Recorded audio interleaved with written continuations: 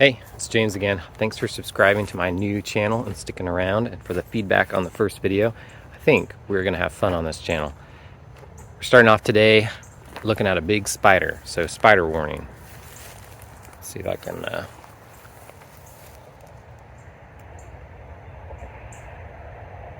Okay, that's not working. My phone is insistent that it doesn't exist and will not focus on it. Today I brought with me my Pentax K-3 Mark III. As always, you'll notice a theme. That camera comes with me most of the time because I'm like to capture wildlife. But then I've also brought, as a little secondary camera, a Fujifilm that's on loan to me. So I will show you that in a minute. But let's take a picture of this big spider. You might not know this, but most 300mm f4 lenses from other brands can do this too. It focuses quite closely. I don't know how this compares to other brands, if this is closer or whatever, but so it doubles as a really nice long distance macro. It's not macro, you don't have that magnification, but you can get surprisingly close focusing on this. So I think I can get this spider looking pretty big in the frame. Okay, so it's still quite dark out here, so noise levels are pretty high even at 4. But I wanted to show you a couple different things I did and variations. So the spider has not moved at all. So this is just me moving my body to create totally different feeling images. First, I just kind of shot it head on because it had a creepy looking back that kind of looks like a face. And then I don't know if you can see this, but when taking pictures of small things, flowers, insects, I look for a little bit of a background. So there in the middle, you can see there's some sky poking through those trees. And by moving my body, I'm able to align the spider on top of that, and it creates that backlit pictures that you're seeing now, and just a totally different feel than the other ones. And then I rotated my body over here, and then I'm shooting a profile of it and catching a little bit more of the detail of the web. So just something to think about when you're taking pictures of small things. Background, what does the background look like? Does it need a darker background or a lighter background? And can you just move your body? And then just the angle. Can you shoot it from several different angles and see which looks better? Okay, we are now going to move on and hopefully catch some birds, because I'm hearing birds right now.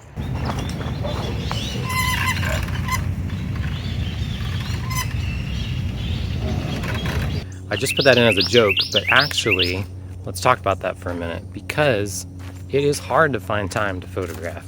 So for me, one of the ways, the biggest way I get out and photograph often is combining it in the morning with my exercise. So that's why you see me on the bike, you see me doing random pull-ups. Sometimes I'll kind of run from location to location, just anything to get the heart rate up just a little bit. That's not the only exercise I do, because admittedly it's not very good exercise, but by combining it with my exercise, then that gives me that extra time.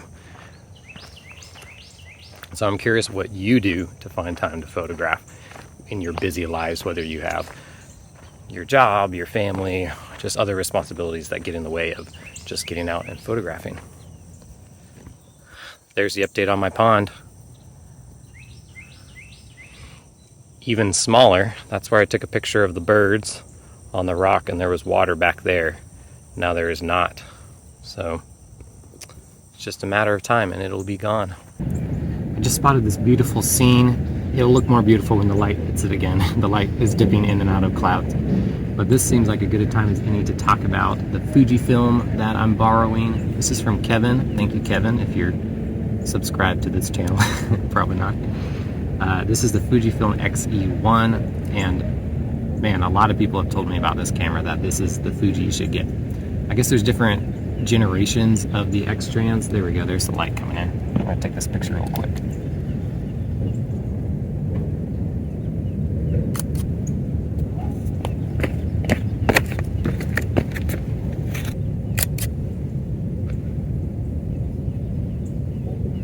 So here's the camera, and on it is another lens I'm borrowing from Kevin. This is the TT Artisan 35mm f1.4 lens. It's a little bit different for me. It's got the aperture ring up on the front, and then the focus ring down here.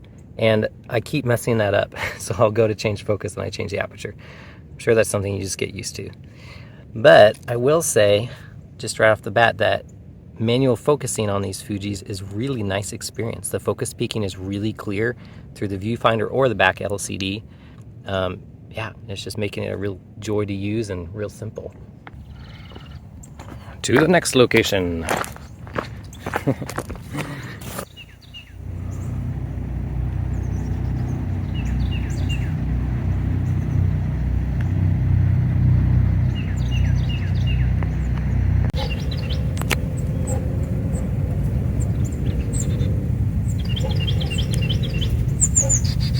This is what I love about little photography adventures like this. I started out with my wildlife camera, taking pictures of a spider, and now it's just kind of turned into this really peaceful morning where I'm taking pictures of just native Texas plants.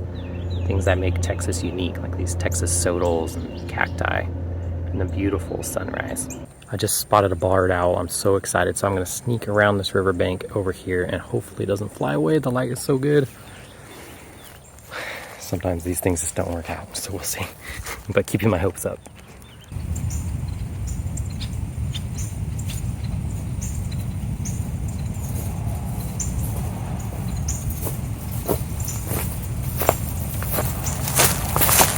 Sometime in the process of walking across the creek, it had moved locations. I can't find it, but there are barred owl feathers all over this place, so I think I will come back here. In my last video, Amy asked me how I knew that this was a barred owl feather.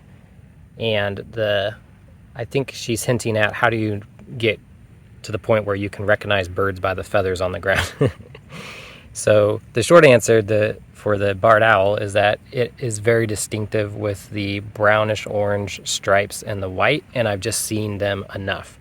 And they're kind of my favorite bird that's out here right now. So that is how I know their feathers pretty instantly. But then the long answer is birding is an amazing sport. The more I've gotten into it, the more I've met other people who are really, really into it. And they are good. So I can identify a barred owl feather and that's it. I don't know any other feathers of any other birds yet. So I think it just takes time and immersing yourself in it. But yeah, people are cool. They can tell by the sounds, the calls, they can tell by the feathers. It's amazing stuff. Not at that point yet.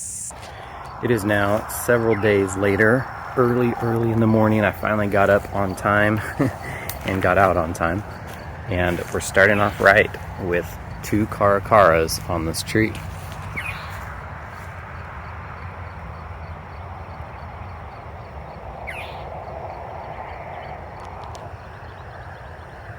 Like I said, it's super dark. The phone is probably making it look light, but I'm shooting at 25,600 ISO and really struggling. So I don't know if these pictures will turn out, but it is very pretty.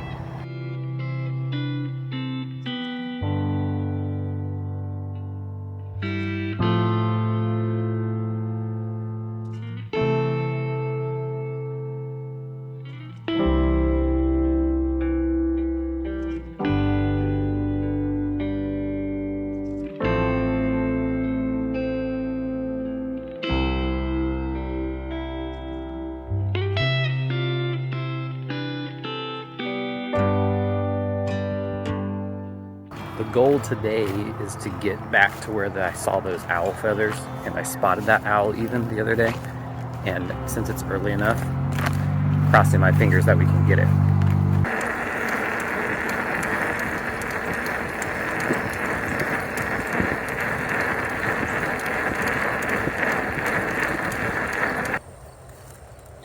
I'm now at the spot of the woods where I spotted the owl before, and where I spotted the owl feathers.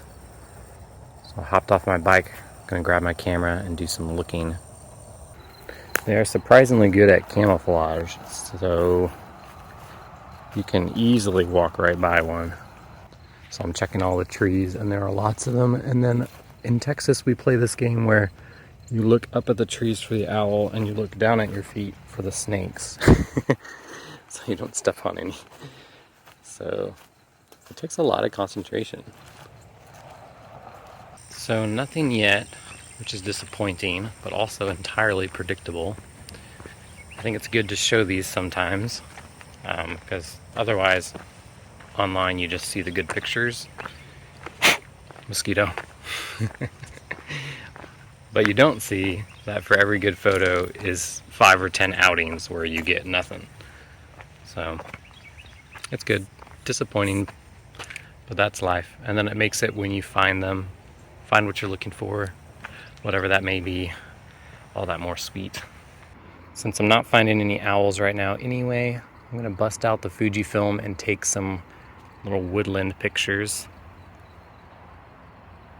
It's hard to tell on the cell phone, but we have some really beautiful light coming in right now. I just watched this video from a photographer named Simon something. It might have been Baxter, it might have been Booth. I think those are two different photographers on YouTube, but I'll put the link in the description. But he has been focusing on woodland photography and just had some really inspiring stuff to say in the last video I watched. So I'm going to take a stab at it. I've always enjoyed it myself. You've seen the pictures in the last couple of years out here in the woods, but now I can think about it a little bit differently, thanks to his words.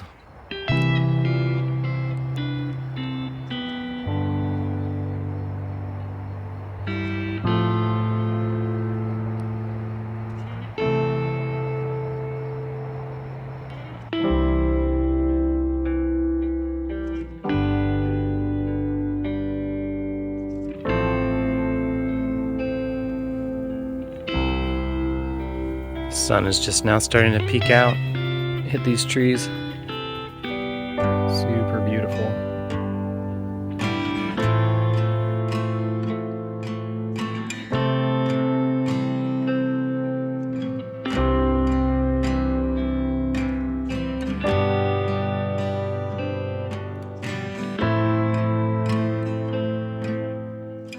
This little 15-minute window with the sunrise is so pretty in the woods. I dropped this down to f/16. Get some starburst shots. And I'm just soaking it in.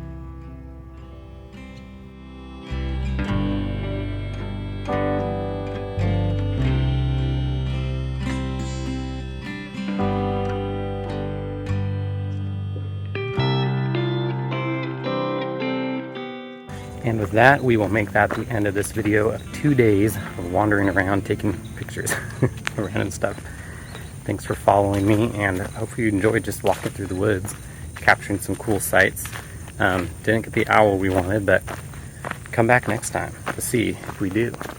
I think it's good to share these other kind of less exciting outings, because that is what happens, and that is the life of photography, and you got to find fun in it regardless of whether or not you get what you want. So anyway, thanks again for joining me. Subscribe if you like this content, and comment down below what you'd like to see, because we can do whatever we want here. Okay, talk to you later. Happy snapping.